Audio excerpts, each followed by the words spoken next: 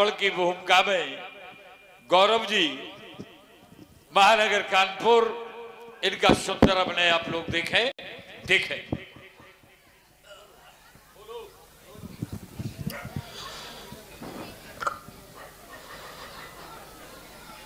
ओम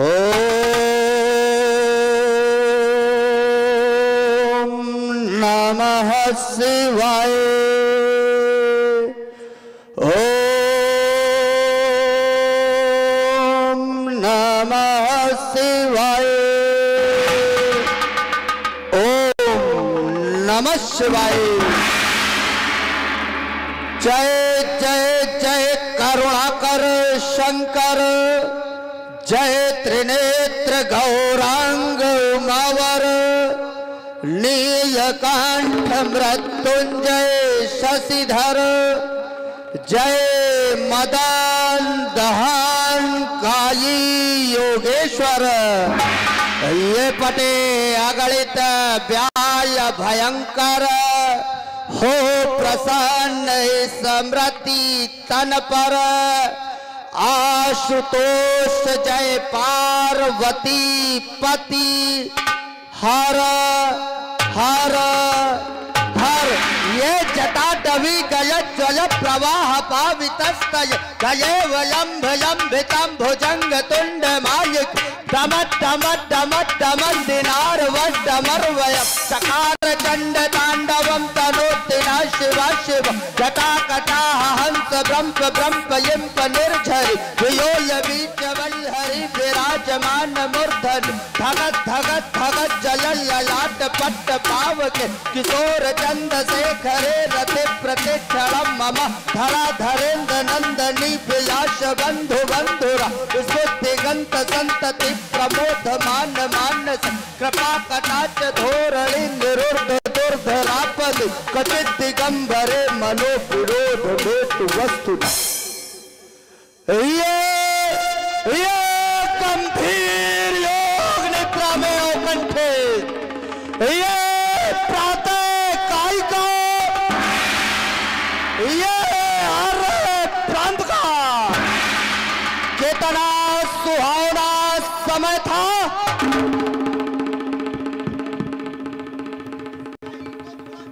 eco बहुत किए, कितना सुहावना समय था कि एक और ये ऊषा सुनहरे तीर बरसाती हुई शनि के समानुदित हो रही थी, वही दूसरी ओर ये प्रकट अपनी केयोड़ियों के साथ केयोड़ कीड़ा करते हुए आज प्रकट का कड़ कड़ हंस रहा था। ऐसे सुख में ये संसर्ग स्थापित कर शीतल शांत सरोवर में ये स्वर शब्द के साथ हटखेलियां करती हुई भगवान भूतनाथ शंकर की ये सात्विक सजीवी बाकी झांकी का मांजुलिक दर्शन कराती हुई ये रूप सुधा माधुरी मुझे सुधा का पान करा रही थी। इतना ही नहीं, वरन इस वसुंधरा पर मेरी विजय का महान गान गा रही थी कि सहसा समाधि भंग हो गई हमारी। किसने मेरे ये हृदय वीणा के तारों को छनकृत कर दिया नाथ। बोलो बोलो कैलाशपति प्रियंकर, ये चित्त चकत हो दशानन का जाग उठा। एहो धैर्यधारी, शीघ्र धैर्य धरवाओ तो होता उद्भ्रांत और शांत आज मेरा मन। ये उलझा हुआ प्रश्न, ये उलझा हुआ प्रश्न शीघ्र आकर सुलझाओ तो। आपके सिवा कौन है मेरा दीनानाथ, आपके सिवा कौन है मेरा दीनानाथ। शिवा के सुहाग बिंदु संकट हटाओ तो शिवा के सुहाग बिंदु संकट हटाओ तो, किंतु ये क्या, ये होता है, ये जो मम भुजवई से हुए प्रदान, ये पर्यायी बंदी के भड़क उठे। ये कौन कह रहा साथ संभालो फिर से धनुष उठाने को, है कौन कह रहा कालों में आप चलो धराओ धन को, ये कि नहीं बल है तो मेरी भुजाओं में, ये क्रोध है तो मेरी निगाहों में। सबली से ओ संवर्ता दसों दिशाओं में जिधर भी दृष्टिपात करता हूँ रावण ही रावण दिखाई देता है। ज्ञान और विज्ञान का जीता जागता उदाहरण मैं हूँ। मैंने इस अखिल विश्व की समृद्धि को रौंद रौंद कर इस यंका को वैभव का केंद्र स्थापित किया है। फिर देता कौन आदेश, दस्कंधर सावधान, ये सावधान शब्द की पुनरावृत्ति मेरे मानस पटल पर क्यों ये भुजाएं आज मचलती है। ये आज सांस उठाने को, ये मानस विचार रसूल, ये हृदय इन शस्त्रों से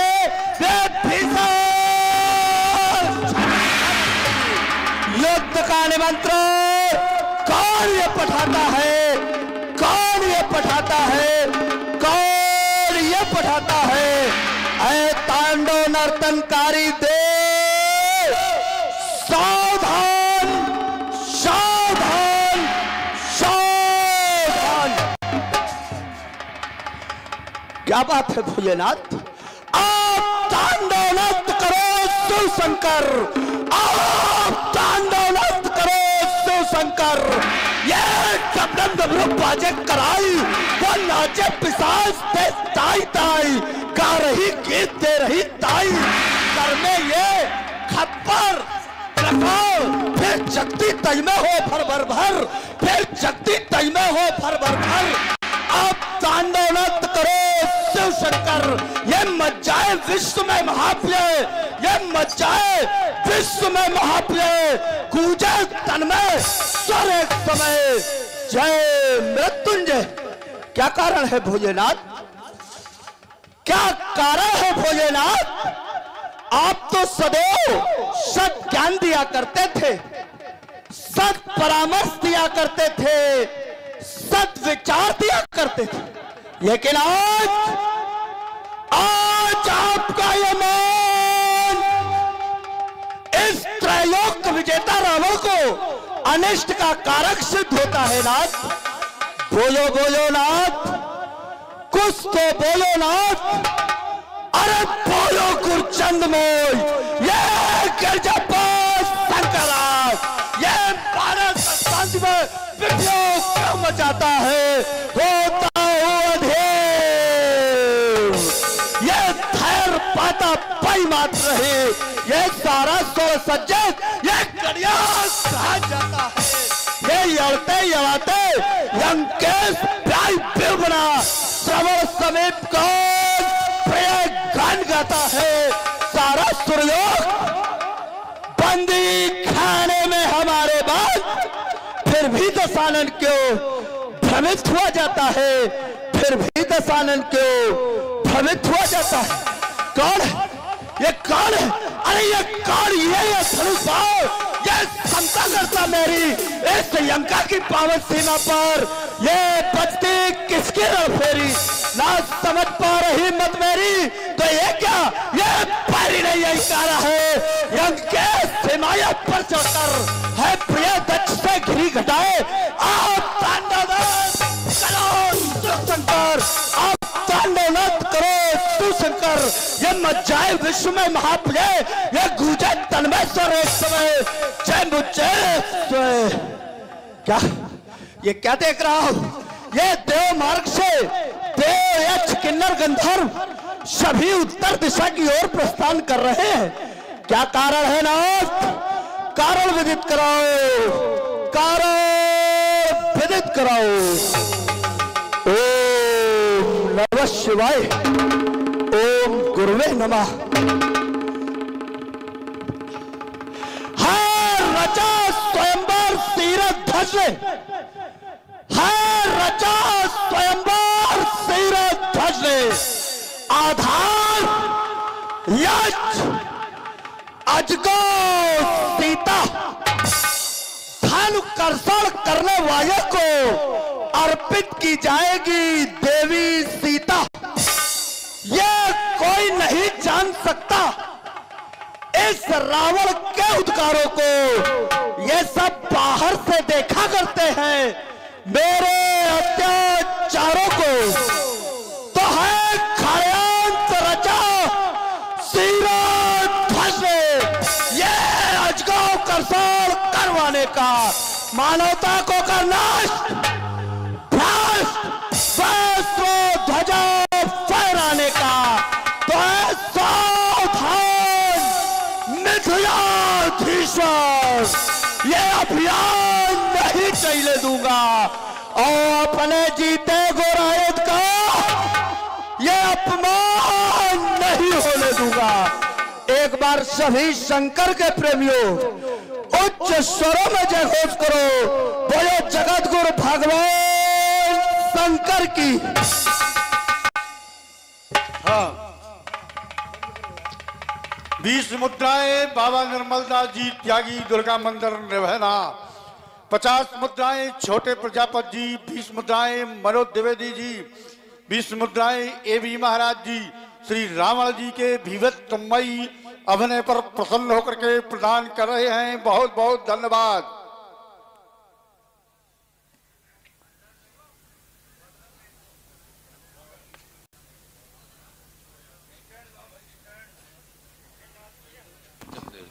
और अभी अपने रावण जी के बहुत ही सुंदर गर्मामयी अभिनय को देखा। अब इसके पश्चात बालासुर जी का दृश्य देखें। बालासुर की भूमिका में जगमोहन सिंह जी चंदेल, महानगर कानपुर। देखें आप बालासुर की सुंदर भूमिका।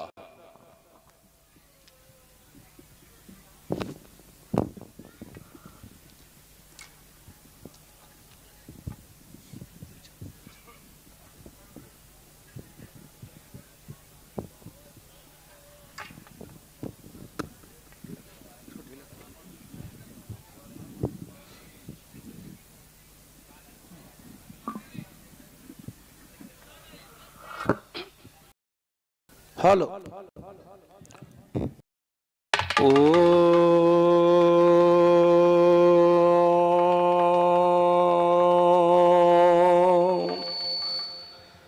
गुरुवे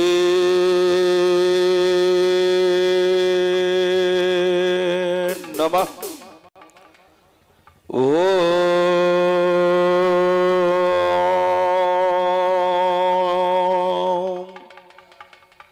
गुरुवे नमः।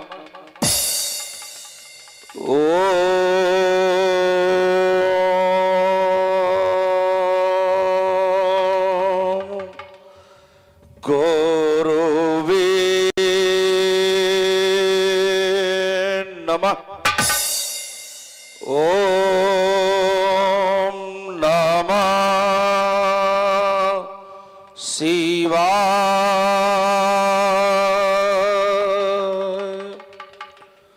ओम नमः शिवाय।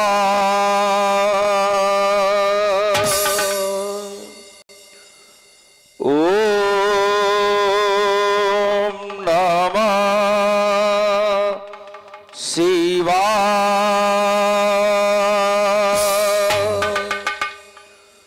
गुरुर् ब्रह्मा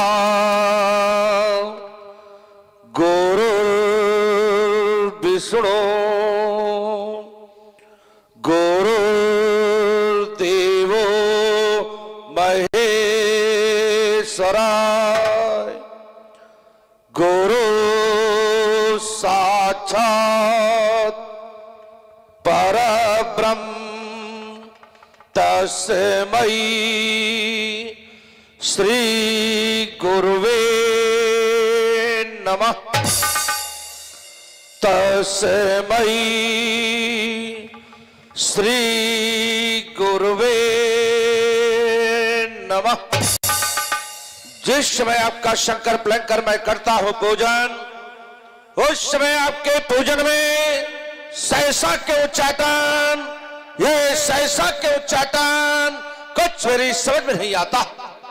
क्या रक्त पास्तारण चंडी मुंडवाली काली का खप्पर रक्त से खाली हो गया, या सोनी सोषणा विलक्षणी वसुमती वसुंधरा का कोई मूल रक्त मग्न होने के लिए किसी का वरदान मांग रहा, या फिर मेरी आज्ञा का उल्लंघन कर मांद मांद गत से प्रभावित होने वाले पावन प्राण ने जान जाकर उठाड़ करके अपनी प्रखर प्रभा से प्रकाशित होने वाले प्रभाकर को ध्वमिल तापदान करने की चेष्टा कर रही है, ध्वमिल तापदान करने की चेष्टा कर रही है, या फिर मेरे एक सिहरते हुए संकेत पर अपना सिर झुकाकर खड़ी हो जाने वाली योगिनी आज संपूर्ण भूमंडल में स्वच्छंद विचरने का उल्लास कर रही है, स्वच्छंद विचरने का उल्लास कर रही है।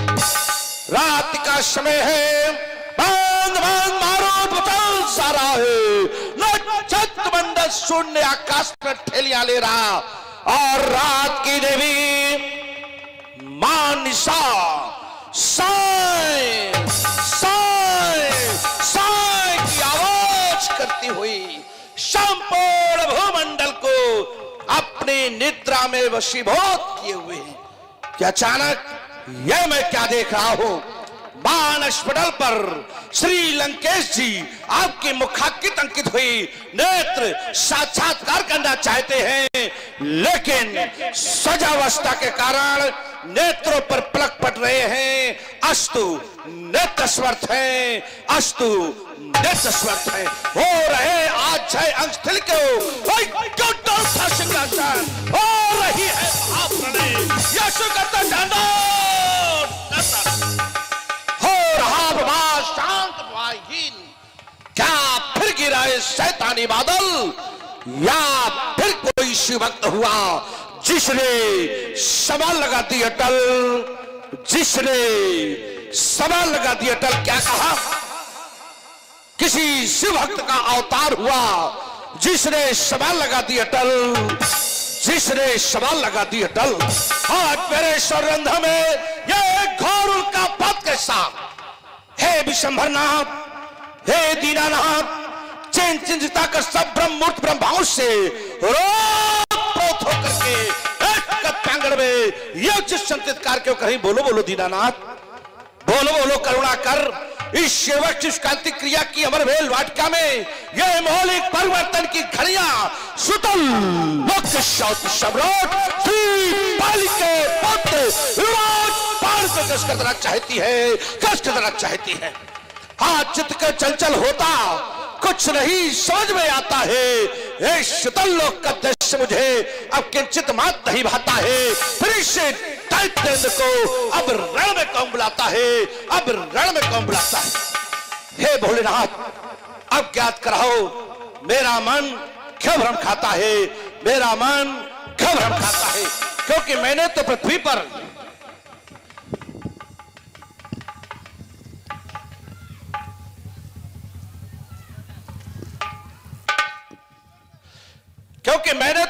पर कोई भी वीर अवशेष नहीं रखा जो बाण को सावधान कर सके। फिर कौन कह रहा बाण सावधान, फिर कौन कहता भरत ने सावधान सावधान सावधान। और किसके मचलते बुझाए रण खेलने को यह मस्तक घूमा जाता है। शस्त्र से झनकार निकलते, युद्ध का निबंधन मुझे कौन लाता है? कौन कह रहा बाण सावधान, कौन कहता बलते सावधान सावधान सावधान सावधान। और सावधान करने वाले में क्या तुम्हें ज्ञात नहीं, मैं महायुद्ध में महाकाल विश्व संग्राम है मेरा नाम, हर विश्व विजय करने वाला, झुक झुक करता मेरे प्राण। फिर कौन कह रहा बाण सावधान, फिर कौन कहता बलत नहीं सावधान सावधान सावधान। और राजनीति मेरी दासी, मैं जीवन का भाग्य विधाता हूं, और से अनाचार का मैं जीवन दाता हूं। फिर कौन कह रहा बाण सावधान, फिर कौन कहता बलत नहीं सावधान सावधान सावधान सावधान। ओ महायुद्ध के प्रथम चरण में चलो, तो ये धरती हिल जाए, ओ गौरव शाही मेरे इच्छा का जास। फिर कौन कह रहा बाण सावधान, फिर कौन कहता बलत नहीं सावधान सावधान सावधान। चलने से पहले चले, तूफान चले, फिर कौन कह रहा बाण सावधान, फिर कौन कहता बलत नहीं सावधान सावधान सावधान। ये घबराया सहदे, ये पुतली घूमी चाहती है मानव विनाश के चक्कर में, ये धरा दशक्ति होने को है क्या महापले, क्यों मांग फटकता है? गुरुदेव कृपा कर अब बतला दो, क्यों मेरा हृदय धड़कता है, क्यों मेरा हृदय धड़कता है? क्या कर भगवान भोलेनाथ, क्या कारण है? ओह, विदित हो गया, 8 अंगों पर विजय प्राप्त करने वाले अष्टांग योगी श्री ध्वज ने अपनी भौमजा कन्या सीता का स्वयंवर रखा। देशांतर के नेपालों का समागम, धनुष यज्ञ और धनुष निवेद का प्रतिस्थापित हो चुका है। वहां क्रांतिकारी रावण का प्रस्थान जैसे ने समाप्त किया है। अभी अभी अपना अधूरा देश विजय अभियान, अरे पाखंडी प्रपंची अत्याचारी दुराचारी निशाचर रावण, हो जा सावधान, हो जा सावधान। लंका के शासक, लंका के शासक सावधान, मैं भूतल पर आता हूं, जग वीरों दो आदेश मुझे, मैं अपने शास्त्र उठाता हूं। सामने अच्छों की लंका को बदनाम विश्व में कर डाला, और तंपुलस्त कुल चादर को निज हाथों गंदा कर डाला। ना जाने कितने ना पुष्पित तरु 10 माल मशल तुमने डाले, उन मसले अरमानों को आज जगाने आता हूं। लंका के शासक सावधान, अब मैं भूतल पर आता हूं। पूरे न होंगे मनोरथ सालन तेरे, मिथिला की नागरी न आरती सजावेगी, बालन के शवों से एक रास्ता करो, अभिलाषा तेरी शेष चाहता है, चाहता है, चाहता है देश में इसके खत फैलाने को, इसके इर्द-गिर्द तेरी फैलाने न पावेगी। मिथिला की भूमि नहीं, मिथिला की भूमि में तो पावन पुनीत काल चल रहा है, इसलिए मिथिला की भूमि नहीं, कोई और भूमि बनेगी रणभूम। आज जानकी तेरे गले में नवर माला पहनावेगी। अस्त में राज की रक्षा कर रही देवियों, रक्षा करना। मैं परित मिथिला पर स्थान कर रहा हूं, एक बार उपस्थित में व्यक्त करो, प्रेम से बोलो, बोलो श्री शंकर भगवान की।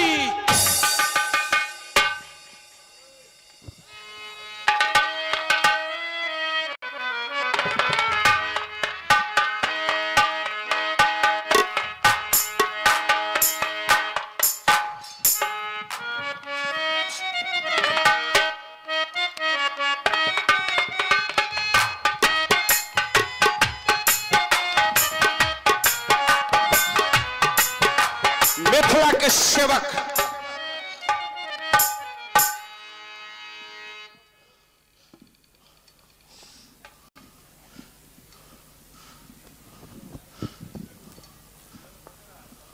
कहे महाराज। जाओ, जा करके श्री योगराज को सूचित करो कि मिथिला में श्री बल के पुत्र युवराज बाण का आगमन हुआ है। मेरे आगमन का संदेश अपने महाराज तक पहुंचाओ। महाराज के चरणों में सेवक का प्रणाम स्वीकार हो।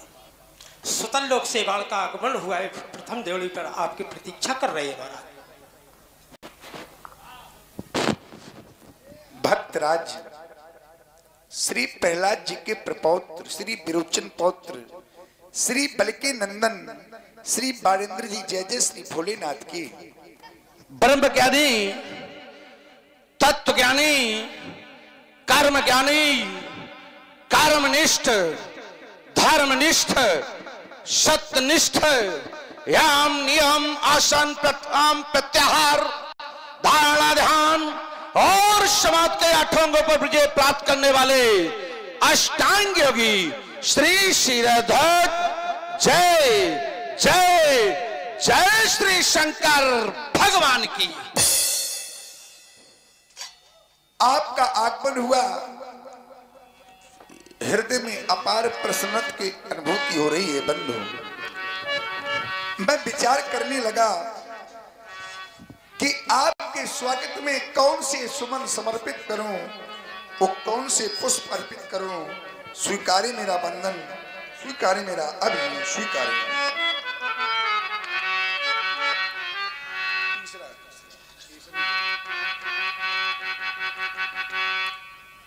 ओ महाबली,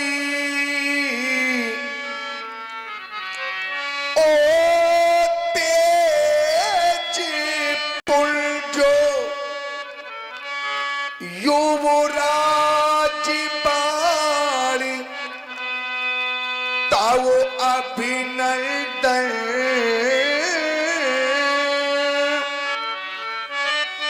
सुचि सुयसी तुम्हारा, वो मही को रहा, मिथिला में बन करके चंदन, ओ दैत्य वंश के संचालक, ओ सामवेद के विज्ञाता, पाकर तुमको निज मिथिला में यह जन को आज अति सुख पाता। हमारा बंधन अभिनय स्वीकारी। शिष्टाचार के सुधांश गौरव, गणेश श्राद्ध योग के प्रखर धन हो गया आपके सुंदर सुखद स्वागत से। चारुता में चार हो गया, तभी तो देखो मेरे प्रत्येक रोम से ओम ओम ओम निकलने लगा। ऐसी भावना में मैं भी भूषित हो गया। स्वीकार आपका अभिनंदन, स्वीकार आपका बंदन। मैं देख रहा हूं सनातन धर्म का संचालक, सनातन सभ्यता का प्रेरणा स्रोत, मानव संस्कृति का प्रचारक, मानव सभ्यता का संचालक, धर्मात्माओं में अग्रिम पंक्ति में खड़े होकर के धर्मात्माओं का नेतृत्व करने वाला व्यक्तित्व, ऋषियों में प्रथम पंक्ति में स्वर्ण अक्षरों से अपना नाम अंकित कराने वाला व्यक्तित्व, मुनियों का रक्षक, पुर नर नारी, सुभग सुच संता, धर्मशील ज्ञानी गुणवंता जैसी समाज का राजा।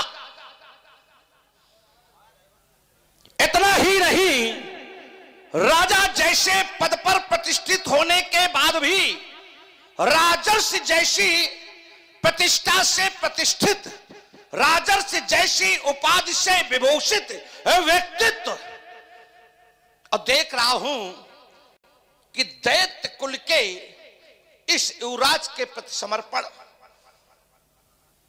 जबकि दैत्य सभ्यता और सनातन सभ्यता दोनों में भिन्नता है। आप सनातन धर्म के संचालक हैं। हमारा एक ध्यान गया एक सिद्धांत की ओर। विद्वानों ने बताया कि मित्र का मित्र मित्र होता है। विद्वानों ने बताया कि मित्र का मित्र मित्र होता है, और जो मित्र का शत्रु होता है वो शत्रु होता है। मित्र का जो शत्रु है वो शत्रु है, और शत्रु का जो मित्र है वो भी शत्रु है, और शत्रु का जो शत्रु है वो मित्र है। शत्रु का जो शत्रु है वो मित्र है। देवता हमारे शत्रु और तुम देवताओं के सहयोगी, तो हमारे प्रति आपका व्यवहार शत्रुता का होना चाहिए। लेकिन मैं ठीक इसके विमुख देख रहा हूं कि आपने बाण के प्रति अपना समर्पण भाव प्रस्तुत किया है, अपना श्रद्धा भाव प्रस्तुत किया है। विचार करने लगा, यूं ही सनातन धर्म को सर्वश्रेष्ठ धर्मों से नहीं जोड़ा जाता है, क्योंकि सनातन धर्म के लोग सदैव अपनी संस्कृति, अपनी सभ्यता का ह्रास नहीं होने देते। आप के इस नगर में हमारा आगमन के उपरांत आपने अपने हृदय में कोई परिवर्तन नहीं किया। आपका हृदय शायद आपको यही कहने के लिए प्रेरित करता रहा कि अतिथि देव भव, आतिथ्य के प्रति अपनी हृदय की अभिव्यक्ति व्यक्त करना, ये आप अपना धर्म समझते हैं। मैं विचार भी करने लगा, मानवता के आप संचालक हैं तो मानवता है क्या? मानव में ताप प्रत्यय लगा हुआ है। ताप प्रत्यय जिस शब्द में लगता है उस शब्द के विशेषताओं का बोध कराता है। अर्थात मानव में ताप प्रत्यय लगा है तो मानव की विशेषताओं का बोध करा रहा है। विशेषताएं अर्थात गुणों का बोध कराना। तो मैं कह सकता हूं कि मानव द्वारा किए गए सदकर्म ही मानवता कहलाते हैं। तो फिर आप मानवता को कैसे छोड़ सकते हो? तभी तो मैं कहने के लिए बात हो गया, हे मानवता की साकार मोट, दानवता को दलने वाले, सत्य अहिंसा और न्याय का आडिक पालन करने वाले, है कौन कार्य जग में ऐसा जो तुम नहीं कर सकते हो? तुम अपनी इस निर्मल वाणी से पत्थर भी पिघला सकते हो। है कार्य तुम्हारे शीरध्वज झिलमिल झरना झरने वाले, ये मानवता की साकार मोट। सुना है मैंने आपका प्रण को सुनकर के उपस्थित हूं।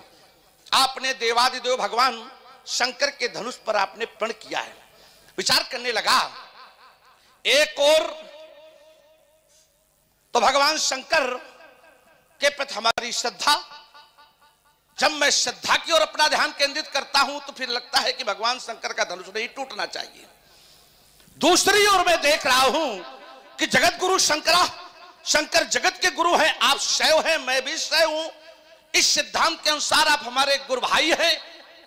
तो मैं विचार करने लगा कि एक गुरु भाई के स्वाभिमान से बढ़कर के हमारी व्यक्तिगत श्रद्धा महत्व नहीं रखती है। आज मैं अपनी व्यक्तिगत श्रद्धा को भी दांव पर लगाता हूं, लेकिन आप जैसे बंधु के स्वाभिमान की रक्षा के लिए अपना सर्वस्व समर्पित करने के लिए मैं इस समाज में उपस्थित हुआ हूं। मेरे लिए कोई आदेश तुरंत पारित करें। बस यही अपेक्षा है आपसे। अगर इसी अपेक्षा से हैं तो फिर आप निश्चिंत हो जाएं।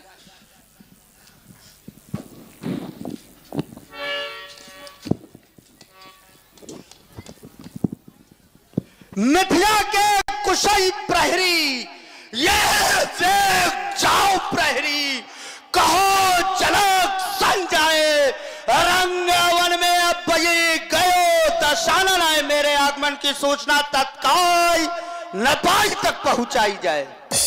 4 वे 6 7 18 प्राण के ज्ञाता लंका के भगवान मेरा प्रणाम स्वीकार करे। पहले आपको शुभ आशीष और हमारे समाचार को शीघ्र नेपाल तक पहुंचाएं। अवश्य महाराज।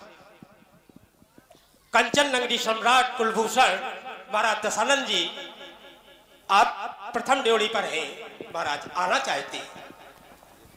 हाँ, 20 मुद्राएं एवी महाराज और 20 मुद्राएं मनोज जी द्विवेदी मगरौल निवासी और 50 मुद्राएं देवी दीन पाल जी द्वारकापुरी निवासी मगरौल, ये श्री रावण जी और बाणासुर जी के सुंदर होने पर प्रसन्न होकर के दे रहे। बहुत बहुत धन्यवाद।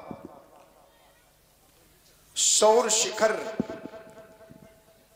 विप्रवंश अवतन से कंचन नगरी के सम्राट विश्व के वैभवशाली क्रांतिकारी श्री दशानंद जी जय जय श्री शंकर भगवान की। इस अधिवेशन के अधिष्ठाता, इस मिथया के प्राण और जंजन में बसने वाली जान शीरध्वज जनक जय जय श्री भोलेनाथ की। स्वीकारे मेरा बंधन, स्वीकारे मेरा चरणों बंधन, स्वीकारे। कहें ओ सौर्य शिखर, ओ आत्मीवानो, गढ़ डाले कितनी कीर्ति मानो, तुम अपना पंथो स्वयं चुनते, सच्चे होते जो सपने बुनते। श्री दशानंद जी दर्शन से अति सुख पाता हूँ, पुनि पुनि पदसी से झुकाता हूँ। मेरा प्रणाम स्वीकारिए। आज देख रहा हूं कि अधर्म के सामने धर्म नतमस्तक हो रहा है, असत्य के सामने आज सत्य झुक रहा है। तो मैं विचार ये करने लगा कि मनुष्य के शरीर में प्रायः विभिन्न अंग होते हैं, लेकिन जिह्वा एक ऐसा अंग है जो यदि मृदु वचन बोले तो यह दुष्टात्मा को भी पुण्य आत्मा में परिणत कर देती है, और यदि यही जिह्वा कटु वचन बोले तो अपनों से दूरियां स्थापित कर देती है। इसी प्रकार वृक्षों में अनेकानेक प्रकार के वृक्ष हुआ करते हैं, लेकिन उनमें से एक वृक्ष होता है बांस का, जिससे यदि संगीत रूपी बांसुरी जैसा यंत्र बने तो वो संगीत के माध्यम से अपनों को एकत्रित करती है।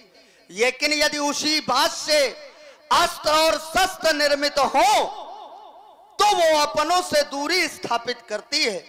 तो ऐ सुच सत्य प्रेम के तुम निर्मल सुस्थिर शांत प्रवाह, पावन प्रोज्वल प्रेम जयधि तुम नौ निश्मीन अवाहा, रवि रश्म जलित दीपित तुम षोड़ स्थिर मानवता के, और महातेज के पुंज प्रखर तुम सारस्वत स्वर प्रभुता के, अक्षय रजत कीर्ति के स्वामी मिथयाधीश महान, योग भोग की गरज सुधा का किया एक विधिपान, स्वयं किया हल कर से तो हर्षित हुए प्रजा के प्राण, और देव तुम्हारी करुणा बरसी सरसी सत्स ललाम, तो अति अकाल आकुल नर के हरि, ओ विदेह महान, ओ विदेह महान, सुना आपका प्रण।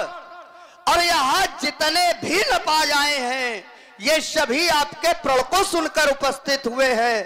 तो जाएं, आप देखें राज्य के अन्न कार्यभार मैं बढ़ रहा हूं भगवान भूतनाथ शंकर के पावन पिनाक हेतु दर्शनार्थ।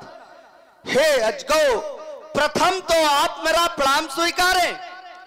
आज आपको इस स्थिति में देखकर सोचने पर विवश ये रावण कि क्या हो गया है इन धर्मावलंबियों को, जिन्होंने गुरु अवमानना का बीड़ा उठा रखा है। क्या हो गया है इन सनातन धर्मावलंबियों को, जिन्होंने गुरु अपमान का बीड़ा उठा रखा है। विचार करता हूं तो जहां से इस वंश की शुरुआत है, वो राजा ने अपने गुरु को श्राप दे देता है, मात्र एक मुराद न पूरी होने पर। जब और विचार किया तो वो देवराजेंद्र और देव गुरु पद पर प्रतिष्ठित बृहस्पति को अपमानित करके देव गुरु पद छोड़ने के लिए विवश कर देता है। और विचार किया तो जब पुनः देव गुरु पद पर विश्वरूप को बिठाया जाता है तो उसका शीश काट देते हैं। ये सबके शब्द कहते तो हैं कि जय गुरुपद अंबुज अनुरागी, लेकिन करते नहीं हैं। और जब तक इन सभी प्रश्नों के उत्तर को ये रावण प्राप्त नहीं कर लेता तो राजा जनक के प्रण में अवरोध स्थापित करता है और मेरी आज्ञा की अवज्ञा करने का साहस कोई भी न पाए न करे, क्योंकि है कौन सिंघनी का सपूत जो इस यंका बस से टकराए। है किसने मां का दूध पिया जो जौहर संभोग दिख जाए। है खुली चुनौती ये 10 कंधर देता जो धनुकर्षण करने आएगा, तो इनके साथ में ये खड़क जीवन भर निभाएगा। मिथिला समाज में सम्मानित दशानंद जी का शुभ आगमन के उपरांत राजा जनक का अभिवादन, तत्पश्चात श्री रावण जी का उद्बोधन में श्री रावण जी ने मिथिला समाज पर टिप्पणी की है। मिथिला समाज ही नहीं, मिथिला के वंश पर टिप्पणी की है। और वंश में प्रथम राजा निमि पर टिप्पणी की कि एक मुराद पूरी नहीं हुई तो निमि अपने गुरु का अपमान कर देते हैं।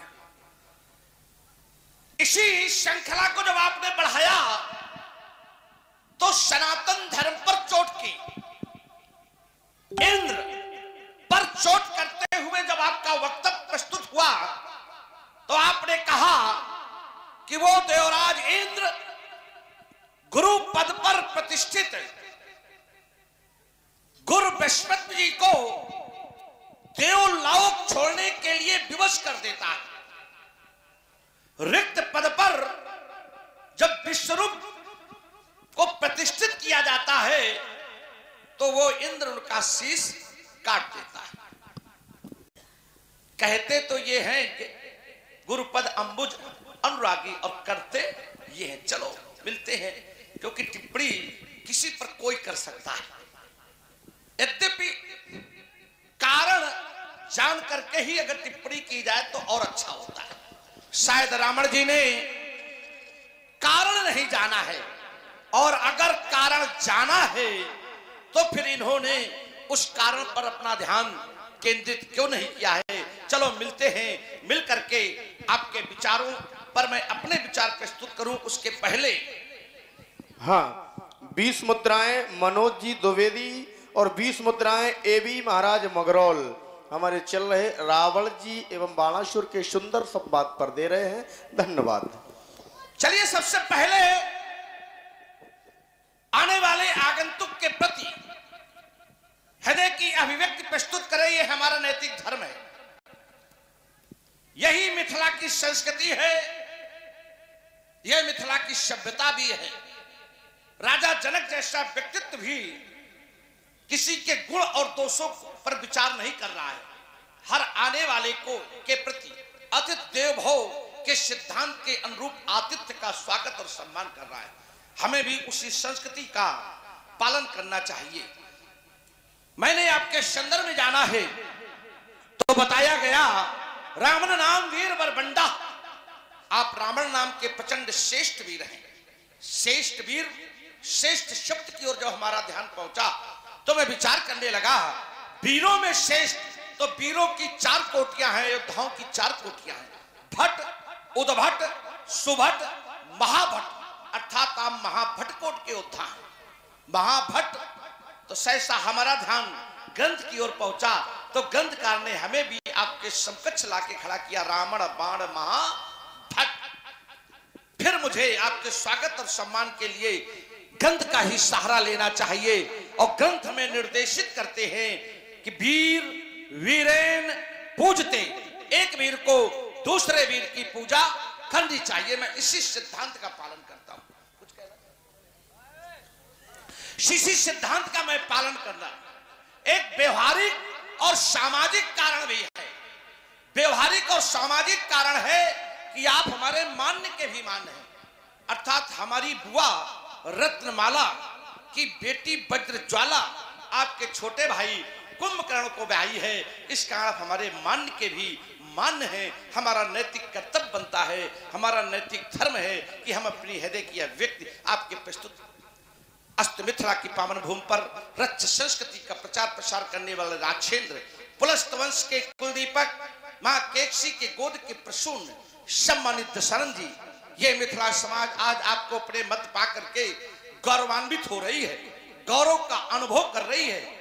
आपकी गौरव में उपस्थिति, गौरव की गौरव में उपस्थिति इस समाज के लिए ही प्रार्थनीय नहीं है, इस समाज के लिए ही वंदनीय नहीं है, अपितु इस बाण के लिए भी अभिनंदनीय है, वंदनीय है। इसलिए बाण आपका अभिनंदन करता है, आपका स्वागत करता है, आपके चरणों में कोट कोट वंदन करता है। स्वीकार करें। हाँ हाँ भाई तलय सोले पुराधीश महाकाय बाण, दैत्य सुमन बाण, जिस हेतु किया तुमने वंदन उस हेतु तुम्हें शुभाशीष सताशीष कोट कोट आशीष।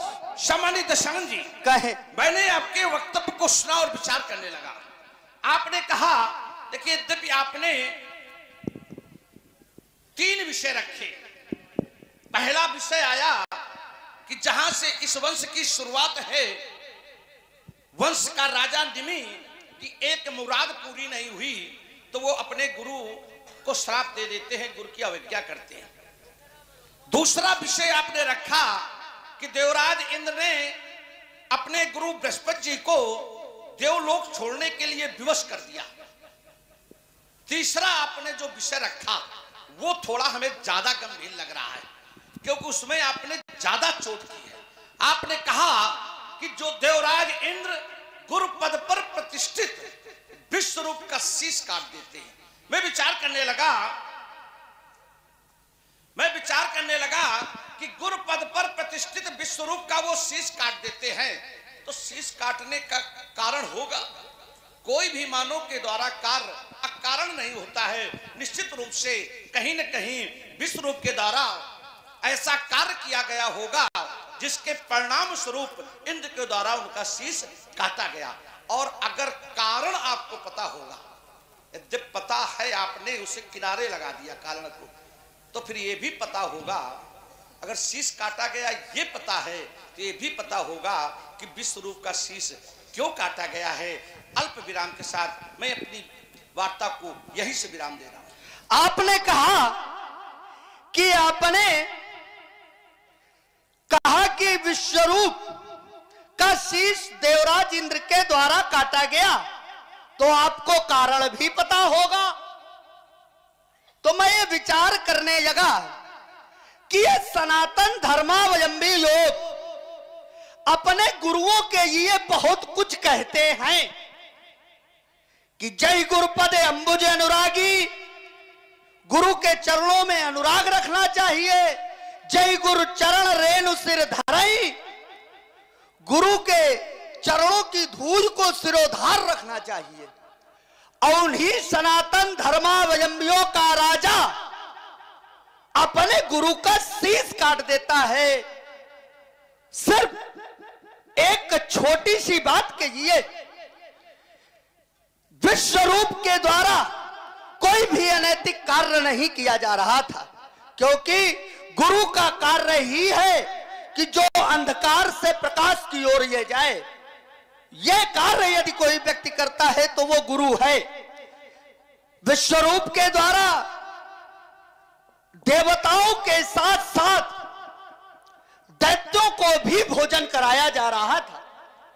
तो मेरी दृष्टि में कोई भी अनैतिक कार्य नहीं किया जा रहा था, क्योंकि गुरु जो है वो सर्वे भवन्तु सुखला की भावना ये करके कार्य करता है। तो फिर विश्वरूप के द्वारा कोई अनैतिक कार्य नहीं किया जा रहा था, जबकि बरियाई इंद्र के द्वारा विश्वरूप का शीश काट दिया गया। पुनः अल्पविराम के साथ आप किया। चलिए, आपने कहा कि गुरु के द्वारा कोई भी ऐसा कार्य नहीं किया जा रहा था जिसके परिणाम स्वरूप इंद्र को गुरु का शीश काट देना चाहिए। चलिए, घटनाक्रम से जोड़ते हैं समाज को भी। विषय खड़ा होता है कि समाज में व्यक्ति को पद और प्रतिष्ठा मिल जाए, यह बहुत सरल है। समाज में व्यक्ति को पद और प्रतिष्ठा मिलना बहुत सरल है, लेकिन उस पद और प्रतिष्ठा की रक्षा करना यह बहुत कठिन है। व्यक्ति को पद मिल जाता है, प्रतिष्ठा मिल जाती है, लेकिन वो उस पद से, उस प्रतिष्ठा से वो भ्रष्ट हो जाता है। ठीक ऐसा ही विश्वरूप के साथ हुआ। विश्वरूप को देवताओं का गुरु बनाया गया। तो क्यों बनाया गया? ये पद उन्हें क्यों दिया गया? जिस समय देवताओं से परेशान दैत्य यत्र तत्र सर्वत्र मारे मारे घूम रहे थे, उस समय ब्रह्मा जी की संस्तुति से, ब्रह्मा जी के आदेशानुसार ऋषि त्वष्टा अर्थात विश्वकर्मा जी के पुत्र विश्वरूप को देवताओं के गुरु के पद पर प्रतिष्ठित किया गया, क्योंकि उस समय देवताओं के गुरु बृहस्पति जी नाराज होकर के चले गए थे। पद पर प्रतिष्ठित किए गए, जिससे वो यज्ञ के माध्यम से देवताओं को बलिष्ठ करें, देवताओं को बल पहुंचाने। लेकिन विश्वरूप कर क्या रहे थे कि देवताओं को बल पहुंचाना तो अलग बात है, वो देवताओं के साथ साथ दैत्यों की भी मदद कर रहे थे। और सिद्धांत कहता है कि शत्रु की मदद करना राष्ट्रद्रोह है। चाहे गुरु हो, चाहे पिता हो, चाहे परिवार का कोई सदस्य हो, अगर वो शत्रु की मदद कर रहा है तो राष्ट्रद्रोह कर रहा है। और राष्ट्रद्रोही का शीश कुचल देना हिंसा नहीं, अहिंसा है। और ठीक इंद्र ने राष्ट्रद्रोही का शीश कुचला है। सिद्धांत कहता है मित्रो वा बांधवा पिता यदि वा गुरु प्रजा पालन विघ्नाए हंताए शत्रु बता। चाहे मित्र हो, चाहे बंधु बांधव हो, चाहे पिता हो, यदि वह गुरु चाहे गुरु हो, अगर वो प्रजा पालन में विघ्न डाल रहा है, हंताए माने मार देना चाहिए, शत्रु बता माने शीघ्र ही उसको मार देना चाहिए। तो यहां पर कुछ भी इंद्र ने गलत नहीं किया है, एक राष्ट्रद्रोही का शीश काटा है। और मैं समझता हूं ये न्यायोचित कार्य इंद्र ने किया है, क्योंकि इंद्र केवल सनातन धर्म के ही पूज्य नहीं है, इंद्र तो एक राजा के पद पर भी प्रतिष्ठित है। और राजा का सबसे बड़ा धर्म है कि वो राष्ट्र की रक्षा करे। अगर वो राष्ट्र की रक्षा करने में सक्षम नहीं है तो उसे राजा बनने का अधिकार भी। ठीक इंद्र ने इसी धर्म का निर्वहन किया है। अल्प विराम के साथ मैं अपनी बात को अल्प विराम देता हूं। आपने कहा कि यदि गुरु राष्ट्रद्रोह का कार्य करे तो उसे मृत्युदंड दे देना चाहिए। विश्वरूप के द्वारा जो कृत्य किए गए, या ये कह दूं कि विश्वरूप की जो नियुक्ति हुई वो अस्थायी रूप से हुई, वो स्थायी रूप से नहीं हुई। ब्रह्मा जी के द्वारा जब विश्वरूप की नियुक्ति की गई तो वो अस्थायी रूप से की गई। और जब किसी व्यक्ति की नियुक्ति अस्थायी रूप से होती है तो यदि उसके द्वारा कोई भी अनैतिक कार्य किया जा रहा था तो उसे उस पद से निष्कासित कर देना चाहिए। यदि इंद्र ने यह जान लिया था कि विश्वरूप के द्वारा दैत्यों की मदद की जा रही है, शत्रु पक्ष की मदद की जा रही है, तो उन्हें उस पद से निष्कासित कर देते। जैसे सेना का यदि सेनापति किसी कारणवश अवकाश में चला जाए और किसी अन्य को सेनापति के पद पर नियुक्ति कर दी जाए और वो सेनापति अपने पद का निर्वहन ठीक प्रकार से ना करे, तो राजा का दायित्व है कि उसे उस पद से निष्कासित कर देना चाहिए। यही कृत्य इंद्र को करना चाहिए। जब वो अस्थायी रूप से उस पद पर नियुक्त थे तो उन्हें पद से निष्कासित कर देना चाहिए। जब ये बात वो जान चुके थे तो उन्हें उस पद से निष्कासित कर देते तो मृत्युदंड देने की आवश्यकता न पड़ती और जो सनातन धर्मावलंबियों का बनाया हुआ नियम है उस नियम पर भी वो अटूट बने रहते। और जो कार्य विश्वरूप के द्वारा किया जा रहा था तो वो अपने मातृ पक्ष को सबल बनाया जा रहा था और प्रत्येक पुत्र का यह नैतिक कर्तव्य है कि वो अपने पितृपक्ष को ध्यान में रखते हुए अपने मातृ पक्ष का भी ध्यान रखे। तो कोई भी अनैतिक कार्य विश्वरूप के द्वारा नहीं किया जा रहा था। मैं पुनः आपकी वाणी से विचार चाहता हूं। चलिए, आपने कहा कि विश्वरूप को अस्थायी रूप से गुरु के पद पर नियुक्त किया गया था, तो अगर उनके द्वारा कोई कार्य ठीक प्रकार से नहीं किया जा रहा था तो उन्हें पद से हटा देना चाहिए। देखिए, दो विषय श्री रामण जी हैं। व्यक्ति को किसी पद पर नियुक्त किया जाए, उस कार्य को वो ठीक प्रकार से निर्वहन न करे तो उसे पद से हटाना ठीक है, लेकिन वही व्यक्ति अगर उस पद पर रह करके शत्रु की मदद करे, राष्ट्र के विपरीत कार्य करे, तो ऐसे व्यक्ति को पद से हटाने की आवश्यकता नहीं, बल्कि उसे संसार से हटाने की आवश्यकता है। क्यों? क्योंकि पद से हटाने के बाद भी उसकी क्या वृत्ति और प्रवृत्ति बदल जाएगी, क्योंकि उसके खून में ही अगर राष्ट्र का द्रोह है, उसके खून में ही राष्ट्र के विरोध में कार्य करना है, तो पद से हटाने के बाद भी वो राष्ट्रद्रोह ही करेगा। और मैं समझता हूं कि राजा का ठीक नैतिक कर्तव्य है कि पद पर रह करके कोई उचित कार्य न करे तो पद से हटाया जाए, लेकिन अगर वो राष्ट्र के विरोध में कार्य करे तो उसे संसार से ही हटा देना चाहिए। और ये ठीक इंद्र ने बिल्कुल सिद्धांतगत कार्य किया। आपने कहा किसी राजा के द्वारा कोई सेनापति नियुक्त किया जाए और सेनापति ठीक से कार्य न करे, सेनापति ठीक से कार्य न करे तो सेनापति के पद से उसे हटा दिया जाएगा। लेकिन सेनापति अगर शत्रु की पक्ष से खड़े होकर के युद्ध करने लगे तब फिर क्या किया जाएगा?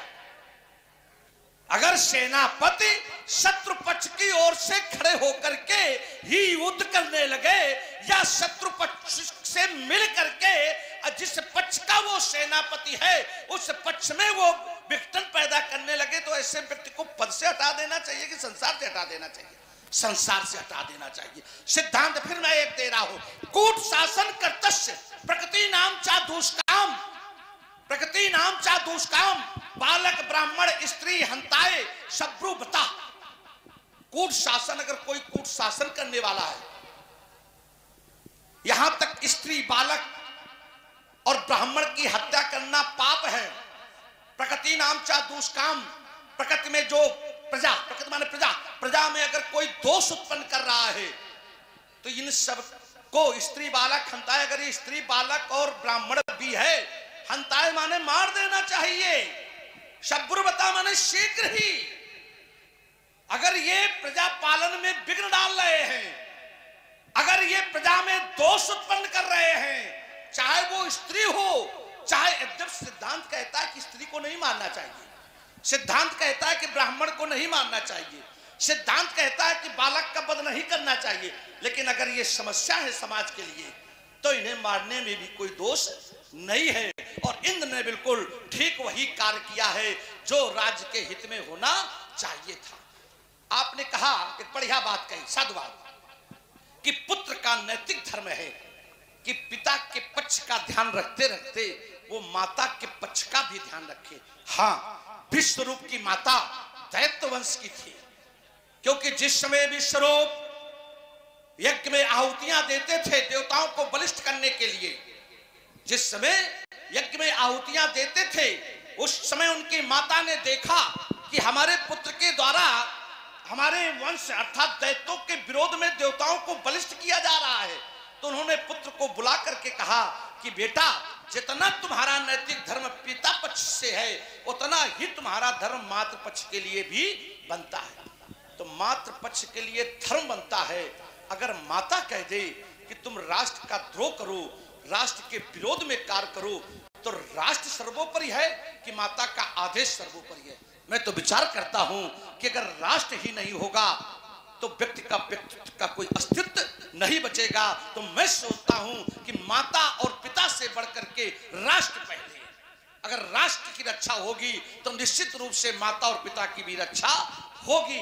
माता के आदेश का पालन करे ये ठीक, लेकिन आदेश का पालन करते करते राष्ट्र के विरोध में कार्य करे ये बिल्कुल नहीं है ठीक। और इस कारण मैं समझ रहा हूं कि बिल्कुल न्याय संगत शास्त्र सम्मत इंद्र ने जो कार्य किया है वो कार्य किया है। मैं पुनः अपनी वाणी को विराम देता हूं। आपने कहा कि जो प्रजा में द्वेष भावना उत्पन्न करे उसे मृत्युदंड दे देना चाहिए।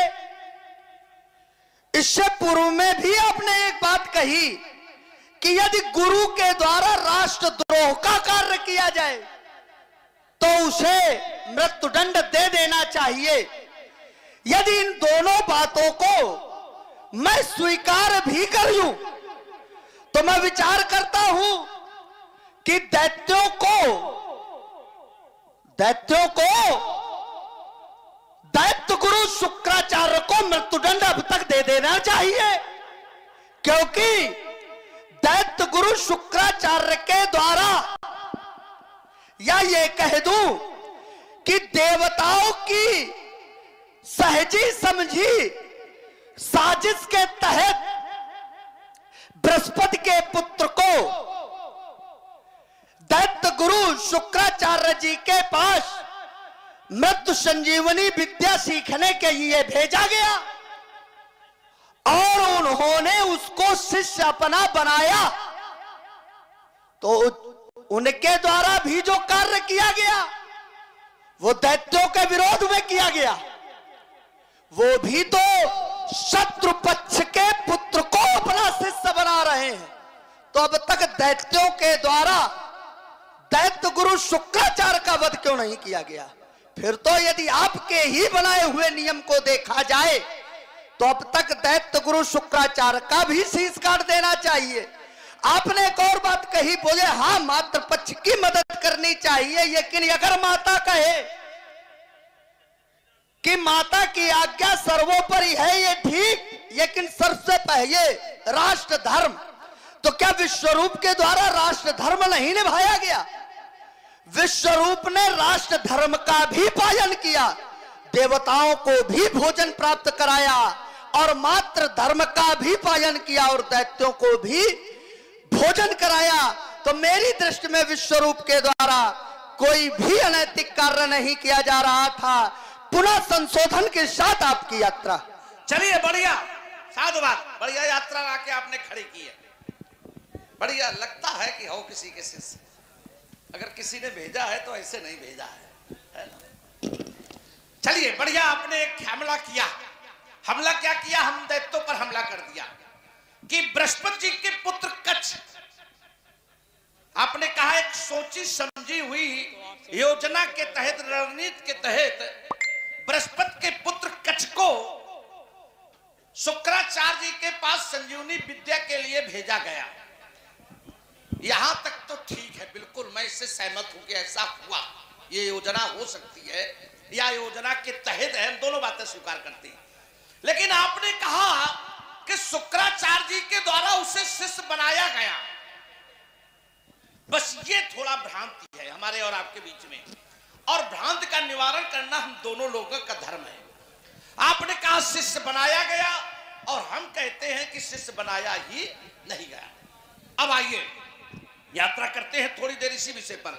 जिस समय बृहस्पति के पुत्र कच्छ शुक्राचार्य जी के पास संजीवनी विद्या लेने के लिए आए तो उन्होंने अपना प्रस्ताव दैत्य गुरु शुक्राचार्य जी के सामने रखा। तो शुक्राचार्य जी ने वहां पर न कोई स्वीकृति व्यक्त की न अस्वीकृति व्यक्त की।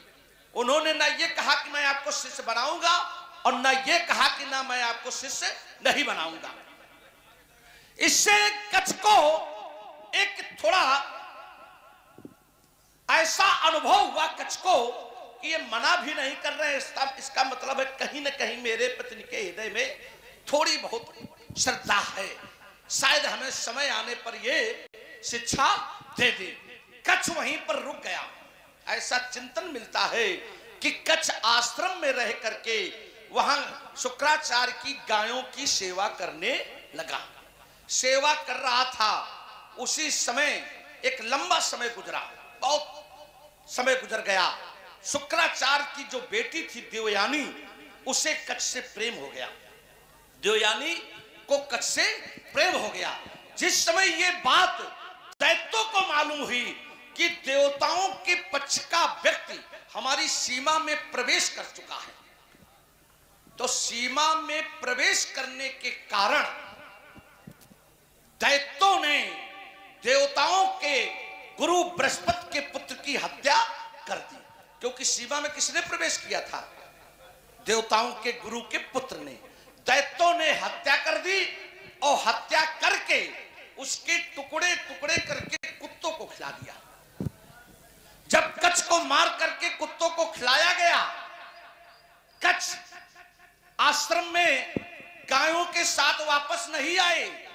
देवयानी ने देखा कि कच्छ नहीं आए तो उन्होंने अपने पिता से अनुनय विनय की कि अभी तक कच्छ वापस नहीं आए हैं, अगर कच्छ वापस नहीं आएगा तो मैं कच्छ के बगैर जीवित नहीं रह सकती।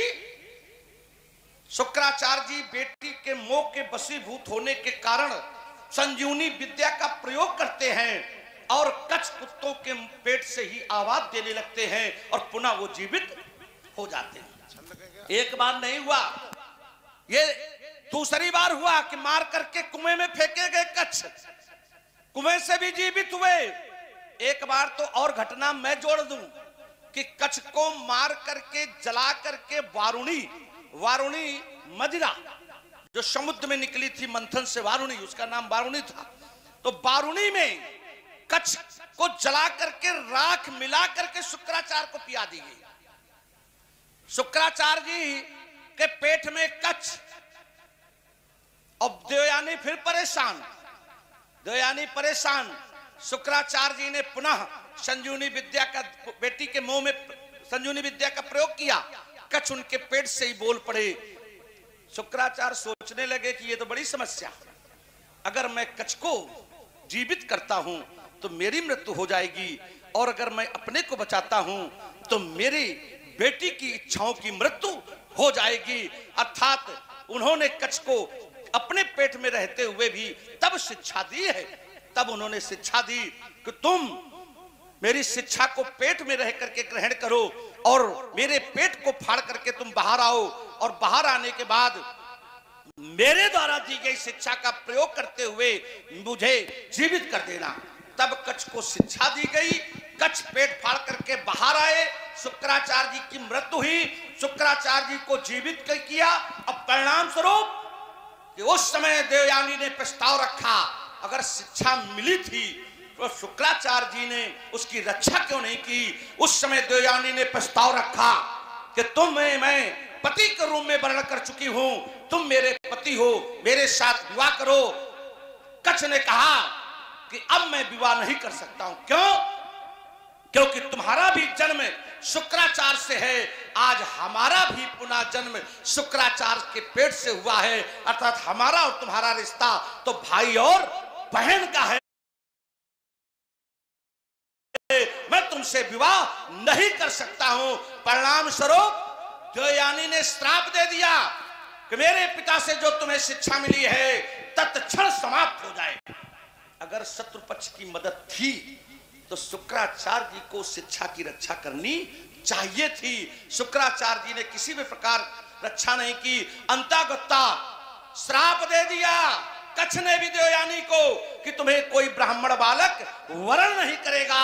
अंतागत्ता एक समय आया, राजा ययाति के साथ देवयानी का विवाह किया गया। जो क्षत्रिय राजा थे, क्षत्रिय राजा के साथ ब्राह्मण बालिका का विवाह संपन्न हुआ। तो यहाँ पर विषय अलग है रावण जी। ये सब राजनीति का पाठ 16 दूनी 8। ये जब दूसरे लोग मिले तब खूब समझाओ, और जब हमारे जैसे लोग मिले तो शुद्ध बुद्ध होकर के यात्रा करिए। अब जरा थोड़ा धारा में हम लोग, ठीक है ना? हाँ, समय के साथ बिल्कुल चलो, कोई कहने वाला अवसर न रहे। धनुष टूटेगा, हम सुनेंगे कुछ नहीं, अब तुम कुछ नहीं कर पाओगे। कर पाओगे कुछ? बहुत कुछ। क्या करोगे? जब तक ये रावण इस राज समाज में है तो किसी भी नाहर में ये सामर्थ्य नहीं जो अजगों के सन्निकट जा सके, क्योंकि ये टूटेगा चाप। यदि बाढ़ आज मिथिला में तो ये त्रिभुवन अंधकार में प्रलय मच जाएगा और ये धसेगा धराशान, ये नाचेगा महाराज। तो इस शांतवार सिंध में उबाई आ जाएगा और ये पिशाचिन, ये खप्पर आ जाए समय तो ये बाढ़ दैत्यवंश का भाग फूट जाएगा और ये खटकेगी चंद्रहास मेरी तो शत्रुओं के रक्त का नायाब बह जाएगा। ये तेरे सम्मुख अंबे का पान हुआ और किसी वीर के द्वारा यदि कोई बंधन संस्कार हुआ तो कर्म है मेरे अस्त्र शस्त्र वो नहीं पलट पाएगा। उसके शरीर को करल बना ये बार स्वयं पी जाएगा। इसलिए हो जाओ तुम सावधान, अब भेद नहीं चल पाएगा। और सीता के वर के चैन है खंडित हो जाएगा। यदि पलट गया मेरा विधान, फिर गई बुद्धि जो मेरी तो नस नस तेरी टूटेगी। यदि बजी आज रण फेरी और कितने भी तो बिना विचारे ये कर बैठे नादानी, पर मेरे सम्मुख कोई ना हर कर न सका मनमानी। ये सघन तिमिर क्या घट सकता है इन नंबर के तारों से, और तुम यवना भिड़ना क्या जानो बर्छी और कटारों से। तेरे 10 पर ज्वाला के अंगार गिरेंगे और शून्य होगी कंचन नगरी। जब गर्भी गदा प्रहार करेंगे और शौर्य की सत्ताएं निकलेगी और बाणों की बौछारें होगी और चारों ओर चमकती रण में और तलवारों की धारें होगी। गतबीरत प्रदर्शन होगा। वह कहता ललकार सभा में और धनुष का खंडन होगा और धनुष का खंडन होगा और धनुष। ये कर्जू तो प्रयाग के प्रयोग सभी भबक उठे, ये कर्जू तो शत्रुओं के सीने फट जाएंगे। ये मारो फुंकार तो ये फणेंद्र शीश फटने लगे। ये टक्कर के यगले से धरा जीव जाएंगे। यद कहीं निशंक हो गया मेरा हृदय तो इस मिथ्या से भागने के लिए पड़ जाएंगे। आसार पेश करो छार छार और बाउन सांस की धूल में मिलाऊंगा और धरा का पर्दा फड़फड़ायाज शब्द सिंधु शब्द दीप एक में मिलाऊंगा। आवे शंकर प्लंकर भी अच्छा है, एक नाज में तुमको छकाऊंगा। याते समझाओ तुम्हें बार बार, वरना तुम्हारे वंश का अंश भी न बचाऊंगा। अरे ये किस मैया ने जन्माना हर जो मेरी टक्कर झेल सके। मैं वो ठंडी आग नहीं जो जी चाहे सो खेल सके। ये वीरता तुम्हारी सैसो है, मैं तलवारी की बेजा हूँ, तुम दरवाजे कर निर्भय हो। मैं सक्षम स्वयं अकेला हो, बाणासुर ढींग मारते हो। ये लड़की हाथी जब आवेगी तो ये तलवार एक क्षण में यमपुरी तुम्हें पहुंचावेगी। कुछ अनुबंधों कुछ प्रतिबंधों कुछ संबंधों का ख्याल मुझे, अन्यथा पराजय का टीका मस्तक पर आज लगा देता और छीनता ये चपल चंद्रहास और मिथिला से मार भगा देता।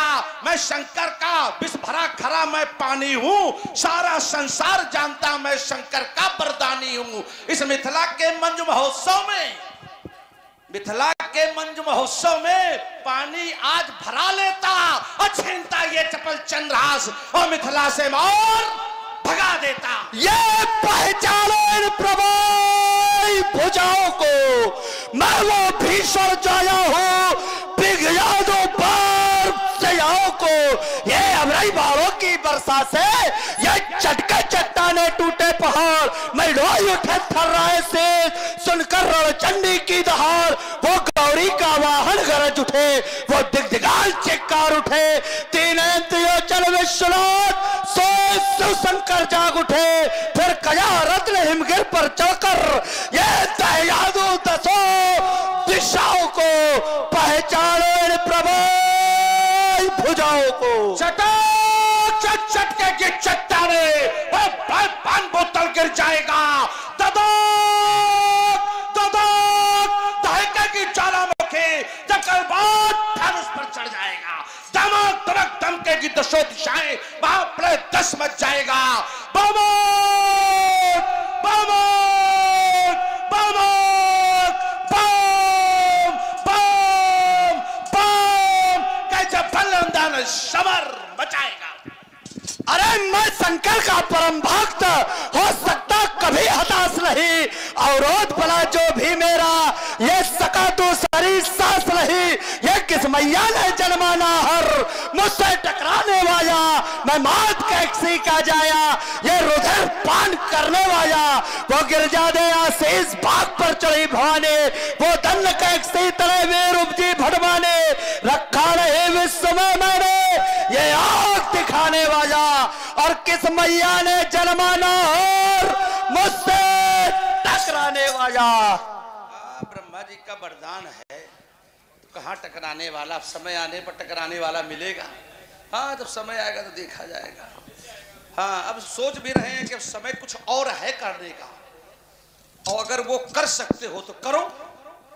समय क्या है करने का? धनुष तोड़ने का। तो धनुष तोड़ सकते हो तो भाई तोड़ो।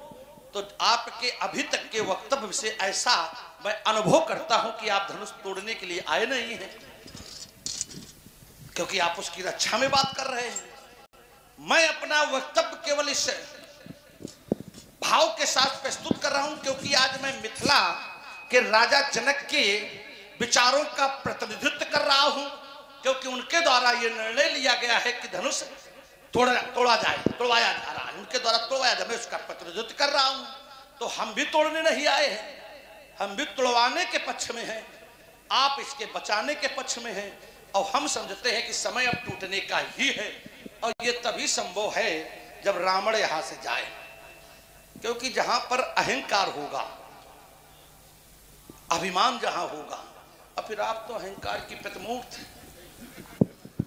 एक आपकी विशेषता है कि आप स्वाभिमानी बहुत हैं, क्योंकि आपके स्वाभिमान के विषय में मैंने जाना कि प्रतिभट खोजत, आप केवल अभी तक अपने बराबर के योद्धा को खोज रहे हैं, और जब आपके बराबर का कोई योद्धा नहीं मिलेगा तो आप भी चले जाओगे। और यहाँ की स्थिति क्या है कि रावण बाण महाभट, अब फिर इसके बाद बैठे हैं सुभट। तो अब हमें सुभटों को अवसर दे देना चाहिए। वो ऐसे भी समय है, अगर अवसर नहीं दिया तो किनारे लगा दिए जाओगे। जब जब महाभट्टों ने सुभटों को अवसर नहीं दिया तो सुभटों ने महाभट्टों को किनारे लगा दिया। कल चलो तुम्हारा समय हो गया, अब हमें सौंपो, अब हमारी जिम्मेदारी। ऐसा है कि नहीं है? सब लोग यात्रा कर रहे होंगे जहां मैं, है ना। जब किसी के द्वारा राज सिंहासन नहीं छोड़ा जाता तो कहना हटो, अब तुम्हारा समय खत्म, हटो किनारे हटो, मेरी जिम्मेदारी है, मैं अभी सब सत्ता संभालता हूं, है ना। तो जबरदस्ती भगा दिया जाता है। तो ये स्थिति ना आवे। तुम महाभट्ट, हम महाभट्ट, रिश्तेदार, चलो भाग चलिए। और इसो हम चले जाइए तो हमारे बिन तुम क्या करियो। यहाँ रावण और बाण, तो मैं समझता हूं आए रावण बाण तो जाए रावण बाण। तो बैठे हुए प्रिय भक्तगण दोनों हाथ ऊपर उठाओ, परेशान न हो, सबके पास दो दो हाथ है ना, जयकारा लगाना है। दोनों हाथ उठा करके वाणी के माध्यम से अपने मन को पवित्र करो। तीव्र स्वरों में जय घोष लगाना है, बड़े श्रद्धा और विश्वास के साथ लगाना है। दोनों हाथ ऊपर करो, जय घोष करो। बोलो जगत को भगवान शंकर की जय। हाँ ध्यान दें, 20 मुद्राएं भैरव सिंह जी चौहान और 20 मुद्राएं एबी महाराज मगरौल और 20 मुद्राएं ठाकुर साहब मगरौल इस सुंदर संवाद पर प्रसन्न होकर के दे रहे हैं। बहुत बहुत धन्यवाद।